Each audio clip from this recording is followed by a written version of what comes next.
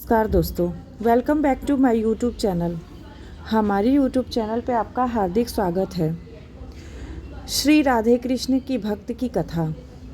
आइए मैं आपको श्री राधे कृष्ण भक्त की कथा बहुत ही रोचक और रोमांचक भरी सुनाती हूँ। ये कथा श्री सनातन गोस्वामी तथा श्री रूप गोस्वामी की है, जो भगवान श्री कृष्ण के भक्ति में विलीन रहते थे। उनको पूजा और उनके प्रति बहुत ही इनका श्रद्धा था। श्री कृष्ण भक्त के श्री सनातन गोस्वामी तथा श्री रूप गोस्वामी वृंदावन में रहते हुए भी प्रभु की भक्ति करते थे।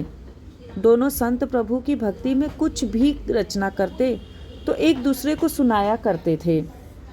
कभी भोजन, कभी कविता या राधे कृष्ण की कथा करते और दोनों ही भक्ति में भाव विभोर हो जाया करते थे।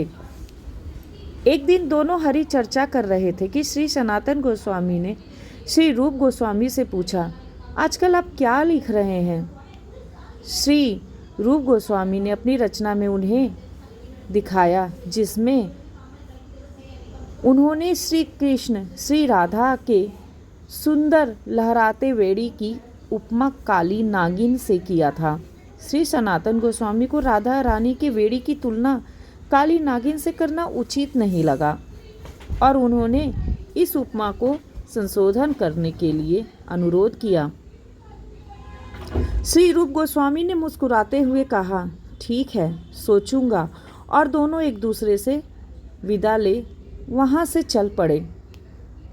वृंदावन में राधा कुंड से आगे झूलन तला नामक स्थान है। जब श्री सनातन गोस्वामी वहां से गुजर रहे थे तो उन्होंने देखा कि कदम के पेड़ पर अत्यंत रूपवती किशोरी कन्या झूला झूल रही थी और अन्य सखियां उन्हें झुलाते हुए सुंदर गीत गा रही थी। गोस्वामी जी ने झूलती हुई कन्या के वेड़ी पर काली नागिन को लहराते देखा। गोस्वामी जी यह दृश्य देखकर घबरा गए और उस कन्या को बचाने के लिए वहीं से चिल्लाने लगे, लाली, तुम्हारे बालों में सांप है, कहीं तुम्हें काट ना ले। परंतु जब गोस्वामी जी किशोरी के पास पहुंचे तो हैरान रह गए।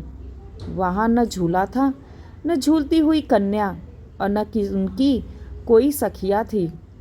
गोस्वामी जी को अब एहसास होने लगा कि राधा रानी का ही चमत्कार था और वो वहां खुशी से नाचने लगे।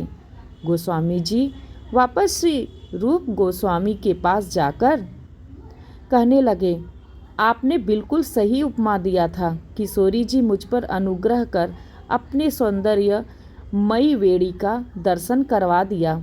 अब इसमें संशोधन की कोई आवश्यकता नहीं है। आपकी दी हुई उपमा ही सर्वथा उपयुक्त है।